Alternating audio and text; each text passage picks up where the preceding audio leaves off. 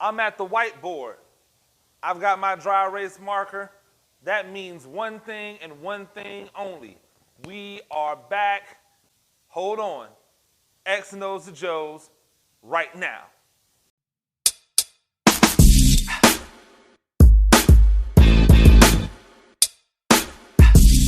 Ladies and gentlemen, welcome back to X and O's to Joe's. I'm Coach Gene Clemens. We're here for season 2. Yes, we're getting a little bit more organized around here. That doesn't mean that we're not going to give you all of the content that you're looking for if you're a youth coach, high school, even to the college levels. We know that you like this content. We know that this is where we've built this network at, and that's right here on the whiteboard, giving you information to be able to X and O to Joe's. If you don't know what that means that if you don't always have the best players, you have to have the ability to scheme the best players. And if you do have the best players, why not scheme them up and make sure that you can make them look the best that they can look? So what I was thinking about is there are a lot of three-man fronts out there now. Lots of high school teams, even youth teams are starting to go to a more odd front look.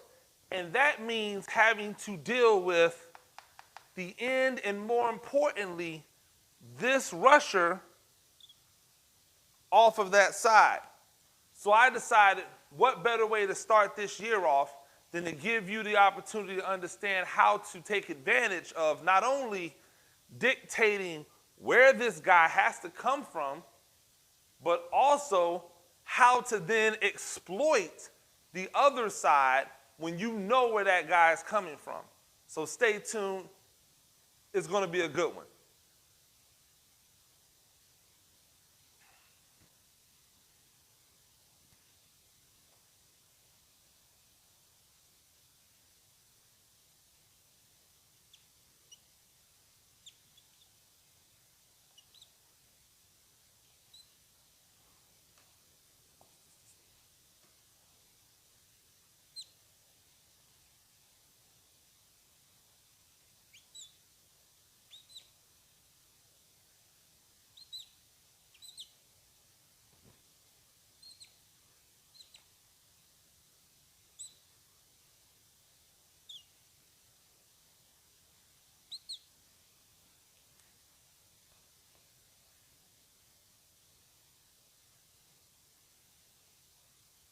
Okay, so first what we see is a lot of defenses have gone to the 3-3 stack, especially at the high school level.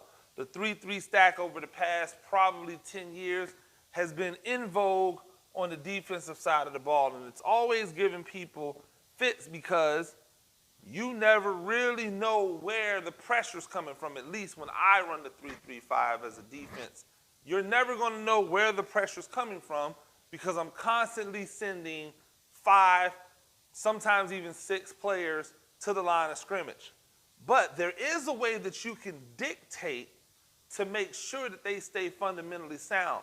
So the number one rule when you're going up against a 30 front, you have to stay out of balanced formations. I know I might sound crazy, but you want to try to avoid balanced formations. And I'm going to tell you why.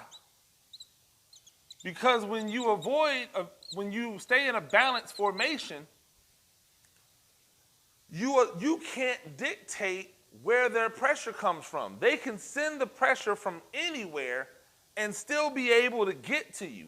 We don't want them to be able to get to you. We want them to have to send the pressure from a certain area because that's what's dictated based off of the coverage. So right now I'm in a 2-by-2. Watch what happens when I simply just adjust to a 3-by-1. This guy has to come out unless they're going to bring this free safety over, and now we know they're in man-to-man. That opens up a completely different set of rules, of advantage, excuse me. This man has to bump out and most likely play apex between 2 and 3. Well, if he's playing apex between 2 and 3, he's not rushing. But this guy over here by himself, there's a better than likely chance that he's coming. So now that we know that he's coming, we can set where we want to run the ball at. We either can run directly into this, turning this guy into the new defensive end, because if that guy's coming, this guy has to be going here and or here if this guy's coming. We know that we can run a lot of things off of this guy in order to stress him. So we want to make sure we avoid balance formations, because if we give them a 2x1 or a 3x1, we know that on the one receiver side, this pony's most likely coming unless they drop back into a cover 2 and he goes here and he goes there. Then there's a better than likely chance who's coming? This guy. But somebody's still coming off edge because they want to be able to send them. So either it's going to come that way or this guy's going to come. Either way, the quarterback knows the first person outside of the tackle is going to be the read. So now, knowing this, let's say it is this guy and he's coming. Our zone looks good because we don't have to block him, right? And now the quarterback's reading him. If he comes flat, he pulls it. Nobody's out the backside. This guy has to attack inside to this A gap. This guy has to be looking A gap to B gap over here. He has to be helping with number 3, most likely in the passing game. So the zone is predicated on beating that guy because now we're going to make him be right. We could also run directly at him. We could also run directly at him and run outside Veer. Boom, boom, boom. He comes around. Remember, that guy's going to be inside, so they're just going to get washed down. He comes for the backer. He steps 2, aiming point outside of the guard. He comes, he takes the bait, quarterback pulls. He doesn't take the bait, quarterback hands it off. Yet another way we could take advantage of him. We could also stick to this, where we pull him and trap that guy. Down, down, down. We got the stick, and we're handing it off inside. So we can run zone away. We can run outside Veer 2, or we could run stick 2. And stick is just a longer form of trap, if you want to think of it that way. It's just a longer form of trap because we're coming to get the 5 technique instead of coming to get the 3 technique. We could also run trap versus this, which is obviously good as well, where he just comes and boom, that guy slides inside. Neither one of these guys, we don't block him at all. Both of those guys would then climb to the backers. He's going to cut off. He's going to stick that guy, and now that dude's up there. That's a killer as well. So we have a myriad of things that we can do in order to take advantage of that rusher if you've got him coming off in a 3-3 stack. Now, we're going to look at another odd front, our 34. And as you can see, our 34 is set up here. The linebacker is bossed over, 2 and 3. Apex and 2 and 3. You've got your backside outside linebacker, which is probably your more rush designated outside linebacker. Here's your strong safety kind of cheating down. This guy will probably be locked up man-to-man backside on number 1, or he could be playing cover 2, but most likely he'll be locked up man-to-man, especially at high school or youth level. Over here, probably playing a 2 concept on this side. So he'll have the flat, he'll have hook to curl, he'll have deep half, he'll have hold drop. So we've got this 34 set up, and again, we know he's not coming. We know that he is. So we have 2 options. We could exploit this rushing linebacker, or we could exploit the front side in, because we already know that this end has to be the C-gap defender, unless they're trying to run some game off of here in which they're going to be outflanked because there's 3 for 3. So if he comes, now we have 3 receivers and 2 defenders. That's a far place for this guy to get over here to take number 3. So most likely he's going to be in coverage, and we've dictated that by our formation. Does it mean that they won't bring this guy off? No, it doesn't. Obviously, they could do whatever they want. However, it doesn't make them sound. And trying to get an end to drop there or a linebacker to buzz over there, if they're not moving pre-snap, it's going to be pretty hard.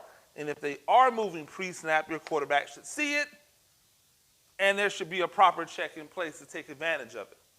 So this time, I'm not going to take advantage of the linebacker screaming off edge. We're going to exploit the end.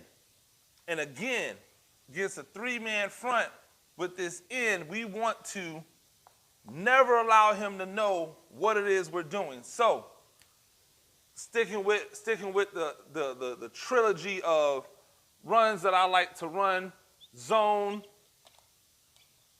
outside veer, and trap. We can really take advantage of this end. So if we run zone, obviously we know the vibes. Everybody takes their zone steps. Boom, he's on the end. He's gonna climb those 2 for those 2, these 2 for these 2. He's cutting off backside.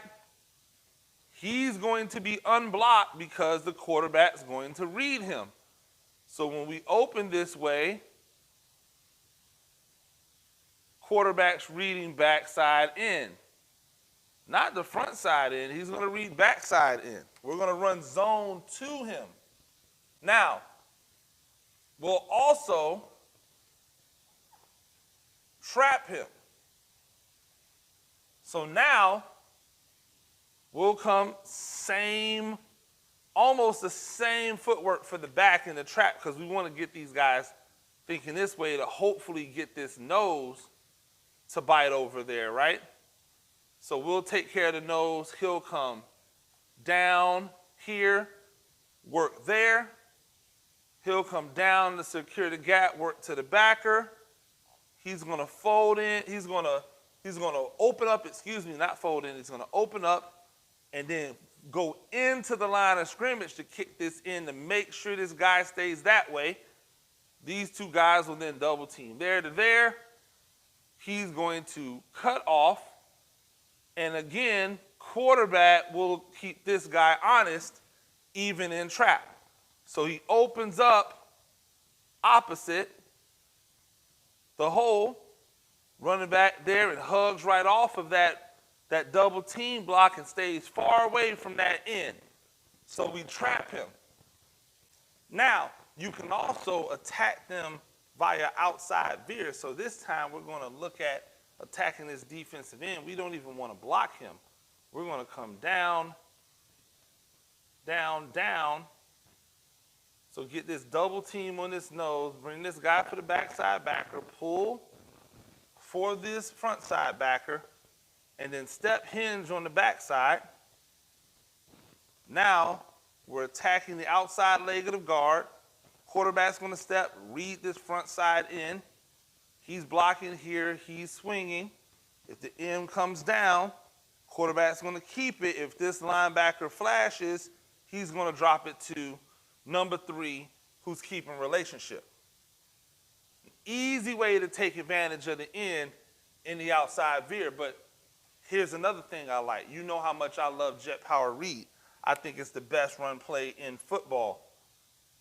So now, if I bring this back over to the side, let's see if this purple has a little bit more juice in it. It does not. If I bring him over to the side right here, and I run him across. Now, same read.